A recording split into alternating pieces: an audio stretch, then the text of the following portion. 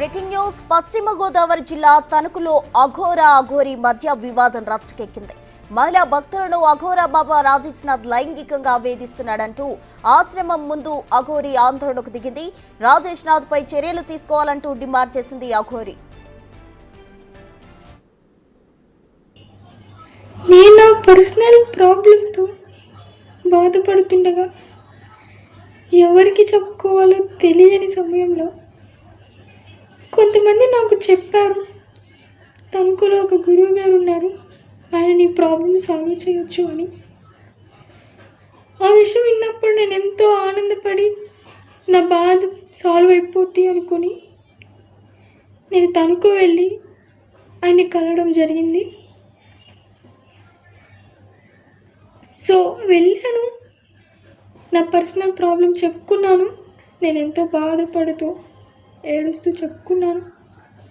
నేను ఏడుస్తుంటే ఆయన అన్నారు, అరే నాన్న ఏడవకురా, నీ ప్రాబ్లం సాల్వ్ అయిపోద్ది, నేనున్నా కదా, నేను సాల్వ్ చేస్తా అన్నారు.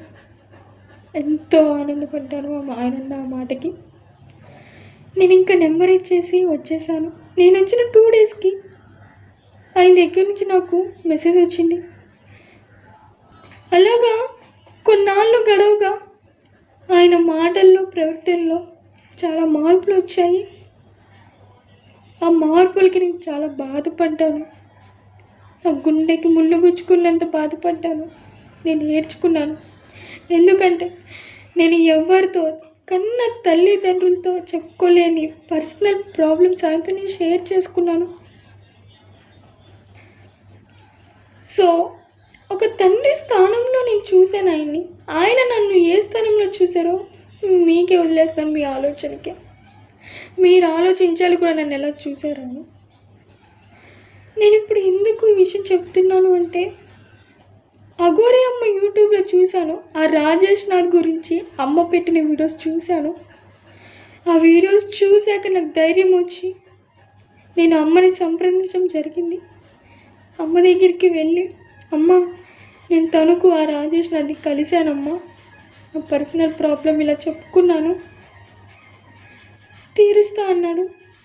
ఆయన సాల్వ్ చేసేది కాకుండా ఆయనే నాకు పెద్ద ప్రాబ్లం లాగా తలకి చుట్టుకున్నాడమ్మా అని ఎంతో బాధపడుతూ అమ్మకి చెప్పుకున్నాను.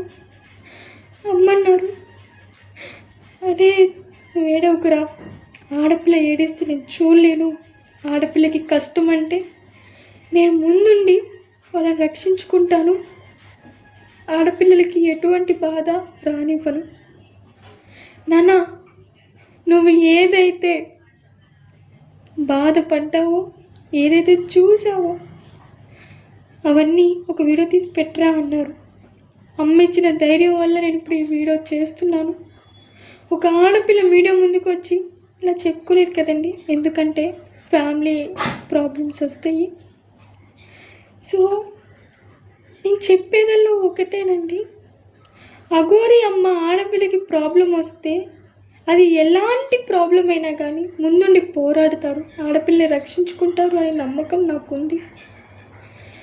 మీ ఇంట్లో ఒక కూతురిలా, ఒక చెల్లిలా నన్ను భావించి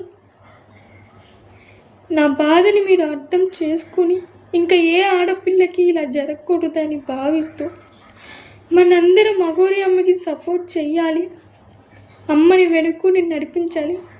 ఇలాంటి విషయాల్లో కాకపోతే మనం ఇంకెప్పుడు సపోర్ట్ చేస్తామండి. సో నేను అందరినీ ప్రార్థించేది ఒకటే, అఘోరి అమ్మకి తోడుందాం, అఘోరి అమ్మని వెనుకుండి సపోర్ట్ చేసి నడిపిద్దాం. అమ్మ ఈరోజు చెప్పారు కాబట్టి నేను ఈ వీడియో తీయడం జరుగుతుంది. నేను నా వంతు అయిన సహాయం నేను ఈ వీడియో ద్వారా అమ్మకు చేస్తున్నాను. ఇంకా ఏ ఆడపిల్లకి ఇలా జరగకూడదని చెప్పి నేను చేస్తున్నాను. నాలాగే ఇంకెవ్వరూ బాధపడకూడదు. ఇలాగా ఆ రాజేష్ నా దగ్గరికి వెళ్ళి మోసపోకండి, నేను ప్రతి ఒక్క ఆడపిల్లకి ఇదే చెప్పగలను. మీరు నమ్మి వెళ్తే ఆ నమ్మకం మీరు పోగొట్టుకోవాల్సింది. సమస్య చెప్పుకుంటారు, ఆ సమస్యని ఒక అలుసుగా తీసుకొని మళ్ళీ మనకి రివర్స్ మన తలకి చుట్టుకుంటారు ఆయన. సో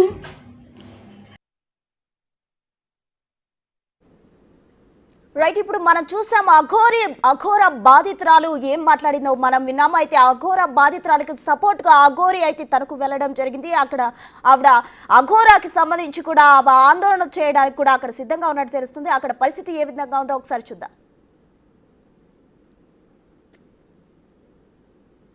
గొడవకి రాలేదమ్మా, మీకు తల్లిలాగా చెప్తాను, నేను గొడవకి రాలేదు. ఆయన మీద కొన్ని అబండాలు వచ్చినాయి. చాలా మంది ఆడపిల్లలు అదే ఒకసారి వస్తే నేను మాట్లాడతాను. తిరికోడు కాబట్టి దాక్కున్నానని నేను అనాల్సి వస్తుంది. ఎందుకంటున్నా అంటే నేను విత్ ప్రూఫ్తోనే వచ్చాను. 2 మాటలు ఆయనకు ఫోన్లో నేను 40 నిమిషాలు చెప్పాను. నాన్న మార్చుకొని మెసేజ్లు ఇలా ఉన్నారు, వచ్చిన వాళ్ళతో ఇలా ప్రవర్తిస్తున్నారు, మీరు కూడా ఇలా ఉన్నది, ఇలా మీరు ఇలా అని నేను ఆల్రెడీ అన్నీ చెప్పాను. అమ్మ మార్చుకుంటా అమ్మ అన్నది వింటావా? అది కూడా ఆయన నోటితో మార్చుకుంటా అన్నది వింటావా? వినిపిస్తుంది.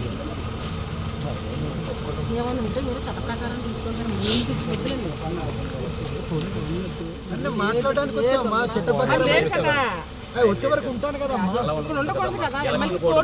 ఎక్కడ ఉండాలి? ఇక్కడ ఉండొద్దు అనడానికి చట్టపరంగా చూసుకోవాలి. ఎక్కడ ఉండాలి? అరెస్ట్ చేయండి మన ఇక్కడికి వచ్చినందుకు అరెస్ట్ చేయండి అమ్మా. ఎంత తీసుకున్నాడు అనేది నా దగ్గర డీటెయిల్స్ ఉంది. ఎవరితో ఎలా ప్రవర్తించాలనే డీటెయిల్స్ ఉంది. ఎవరెవరు అనేది నా దగ్గర డీటెయిల్స్ ఉంది. ఆడపిల్లలు కాబట్టి వాళ్ళని ఎక్కడ మీడియా ముందు కానీ ఎక్కడ కూడా తేను. అంటే మీరు ఇక్కడ కంప్లైంట్ ఇప్పిస్తా. నిరసన చేయడానికి వచ్చారా? నిరసన కాదు, ఎందుకు చేస్తున్నా ఇది మార్చుకొని హెచ్చరించడానికి వచ్చా. ఎందుకంటే ఒక గురువు అన్నప్పుడు హెచ్చరించాలి. నేను ఒక గురువు అమ్మనే కాబట్టి తప్పు చేస్తున్నావు, దీన్ని మార్చుకో పద్ధతిని. అంటే ఆయన ఇక్కడ లేరు అంటున్నారు, మరి లేకపోతే మీరు ఇక్కడే ఉంటారా? అంటే పోలీస్ కంప్లైంట్ ఎవరు? నేను ఇస్తాను, నేను ఎలా ఇవ్వాలో నేను అలా ఇస్తాను. నేను ఇస్తే మామూలుగా ఉండదు. మీరైతే ఎవరైతే ఆరోపణ చేస్తున్నారో ఆ మనిషి ఇక్కడ లేరు అని వాళ్ళ శిష్యులు అంటున్నారు. ఆయన లేరు కాబట్టి మీరు భయపడి దాక్కున్నాడా? దొంగ కాబట్టి దాక్కున్నాడు, అంతే కదా. దొంగ కాబట్టినే దాక్కున్నాడు. అంటే మీరు గతంలో కూడా మా గురువు గారు అన్నారు కదా, మరి మాకు గారు అనలేదు, ఓకేనా? గురువు గారు ఆయన బట్ట కడతా, ఇటు రామ్మానికి బట్ట కడతా అంటే పోయినా. ఎందుకంటే ఒక గురువు అని వెళ్ళాము, అదే ఒక గురువుకి ఇచ్చే వాల్యూ అది. మేము అంటే మీ దగ్గర పక్కా ఆధారాలు ఉన్నాయి? పక్కా కాదు, పక్కా ఆధారాలు ఉన్నాయి, ఓకేనా? ఆధారాలు ఏంది నేను మాట్లాడను. ఆధారాలు లేకపోతే ఇదే కారులో ఇక్కడ నేను దహనం అయిపోతా, ఓకేనా? ఇదే కారులో ఇప్పుడే మీరు చూస్తుండగానే ఆధారాలు లేకపోతే చూపిస్తాను, చూడండి ఆధారాలు. నేను ప్రశ్నించడానికే కదా వచ్చింది. నాకు ఏదో ఒకటి చెప్పమానండి, నేను మార్చు ఇలా చేయనని. ఫోన్లోనే 40 నిమిషాలు చెప్పాను. అది కాదు, మీ శిష్యులు ఇలా ఉన్నారు, మీ ప్రవర్తన ఇలా కొద్దిగా మార్చండి అని. మళ్ళీ కదా మారాలి కదా. చూపిస్తాను. చూపిస్తాను.